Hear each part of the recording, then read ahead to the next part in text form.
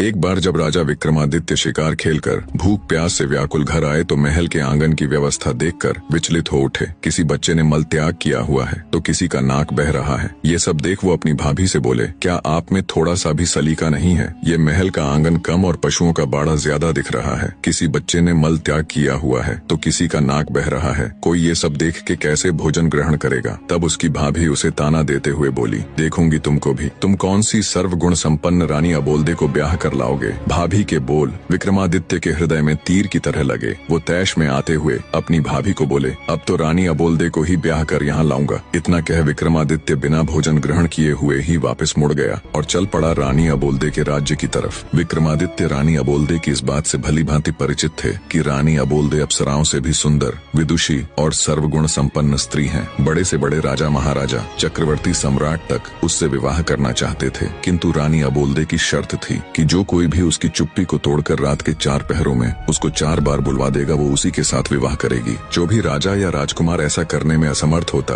उसे रानी की कैद में रहने की सजा हो जाती। अब तक कोई भी राजा या राजकुमार 4 बार तो क्या, 1 बार भी रानी को नहीं बुलवा सके थे। 111 राजा व राजकुमार रानी को बुलवाने का ये असफल प्रयास कर चुके थे, जो अब उनकी कैद में पड़े थे। रानी अबोल्दे ने अपने महल के सामने एक बड़ा ढोल रखवा रखा था। जो कोई भी राजा या राजकुमार रानी से विवाह करने का इच्छुक होता, उसे डंके की चोट मार उस ढोल को बजाकर आगाज करना होता था। राजा विक्रमादित्य ने चलते चलते एक योजना बनाई। उसके पास 4 ऐसे अदृश्य वीर थे जो उनके हर हुक्म को मानते थे। राजा विक्रमादित्य उन वीरों के साथ शाम होने से पहले ही रानी अबोल्दे के महल के सामने पहुंच गया और डंका उठा, जोर से ढोल पर दे मारा। ढोल की आवाज सुनकर रानी ने अपने सेवकों को आदेश दिया, ढोल बजाने वाले को आदर सहित अतिथि गृह में ले जाए और उचित सत्कार किया जाए। रात का पहला पहर शुरू होने से पहले ही रानी अबोल्दे 16 श्रृंगार कर अपने महल में पलंग पर बैठ गई और सेवकों को आदेश दिया कि राजा विक्रमादित्य को उनके समक्ष लाया जाए। राजा विक्रमादित्य सेवकों के आग्रह पर रानी अबोल्दे के महल में आ गए और अपनी योजना के अनुसार अपने 4 अदृश्य वीरों को उनके अति सूक्ष्म रूप में अलग अलग स्थानों पर बैठा दिया। एक को रानी के पलंग के पास, दूसरे को रानी के मटके के पास, तीसरे को रानी की खिड़की के पास और चौथे को रानी के हार के पास बैठा दिया और वो खुद भी रानी के समक्ष एक काठ की कुर्सी पर बैठ गए। उन्होंने रानी से बातचीत करने का प्रयास किया, पर रानी अबोल्दे ने कोई जवाब नहीं दिया। वो तो उनके सामने ऐसे बैठ गई जैसे कोई पत्थर की मूर्त हो। तब राजा विक्रमादित्य ने रानी के पलंग की तरफ देखते हुए कहा, अरे भाई रानी के पलंग, रानी तो बोलेगी नहीं, अब तू ही कह कुछ बात जिससे कटे रात। राजा की बात सुन रानी के पलंग पर बैठा उसका वीर बोला, महाराज मेरे में इतना दिमाग कहाँ कि आपको कुछ कह सुनाऊं? हाँ, अगर आप कुछ सुनाएंगे तो हुंकारा जरूर भर दूंगा। राजा